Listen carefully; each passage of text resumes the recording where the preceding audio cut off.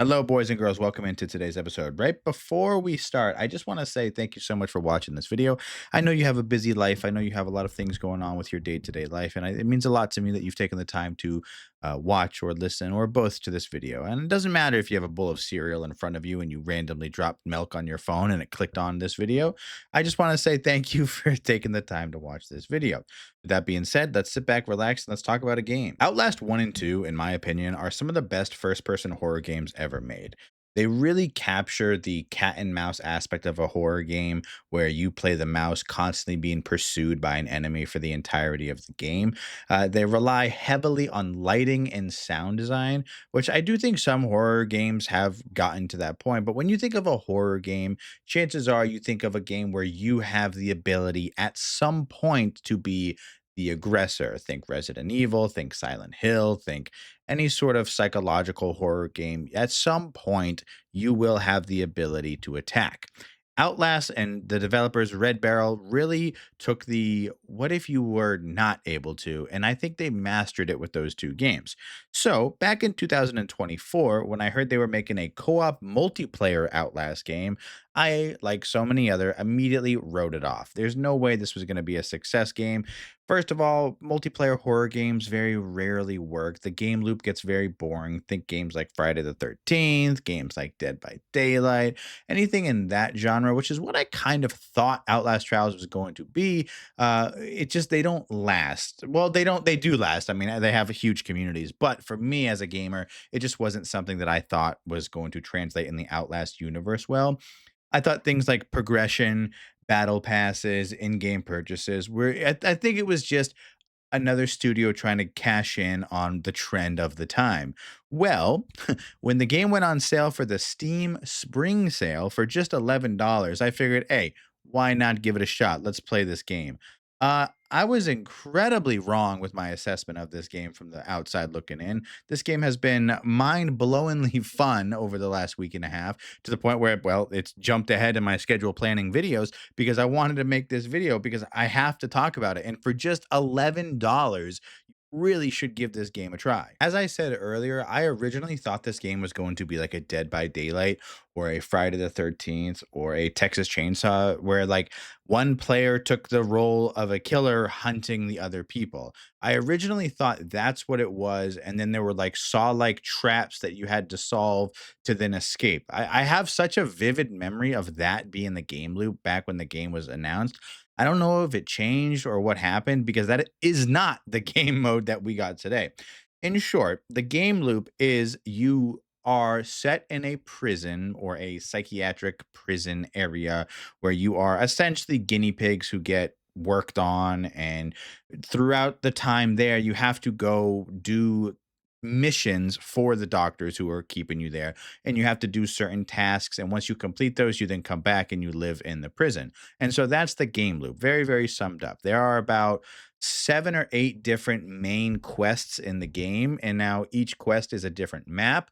That quest lasts about 45 minutes to an hour, but once you complete those, then opens up about 5, sometimes less, sometimes more, smaller quests within that map of different obstacles and objectives which you have to complete. And that's a really fun, good game loop. I mean, you can go from different maps, you can go different enemies, you can go different scenes, you can go, just everything can change from time to time. So the game loop is what's really impressive to me about this, is that everything felt relatively refreshing and nothing felt stale and stagnant like you do with other horror multiplayer games. It really felt like a game that was worth replaying. And to me, that was one of the biggest highlights of the game, is that the replayability is really outstanding.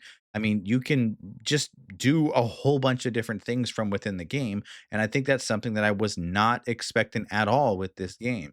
But those are the missions, those are kind of the standard gameplay loop of itself. But in between your decision to go on those missions, like I previously said, you are in a prison. You are, at the end of the day, a prisoner in this game. And from there, you can sort of customize your own prison cells where people can come visit and see. And then in the prison itself, there's a whole bunch of mini games and voice chat and everything that you can do with other people. You don't have to be partied up. These are just other people. It makes me think of those times in World of Warcraft where you would go to like the towns to auction off your stuff or to go complete quests where like it's just kind of a social hub. And I think that's something that I is really good about this game.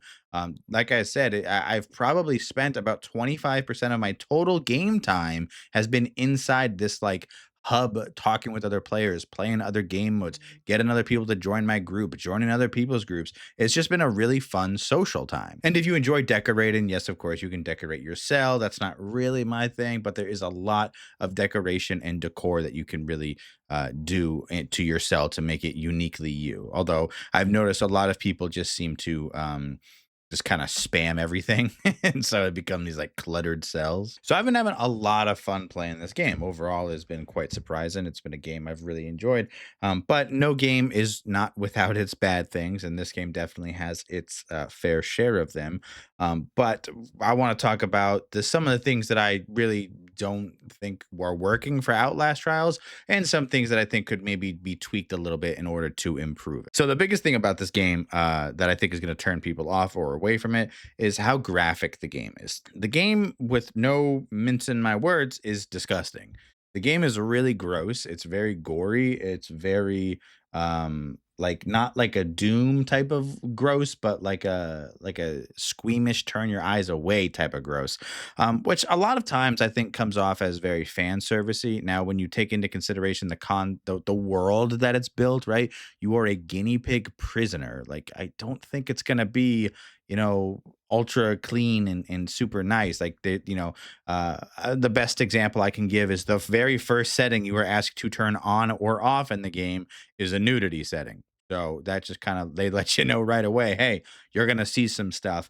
It definitely does take a little bit to adjust to, but if you set yourself in the setting of, a guinea pig in a prison, insane asylum with psycho doctors who are experimenting on you, it can be expected. And I don't know if you truly get used to it, but perhaps you just sort of tolerate it once the game gets going. But in all fairness, I can definitely see why people would not be interested in playing a game that looks this gross. And so I think that is something that is has to be accounted for when considering this game. Something else inside the game, like the actual game loop itself, the gameplay, that I really sort of had to put on this side of things is the psychosis mechanic in this game. Now, there are booby traps throughout every map.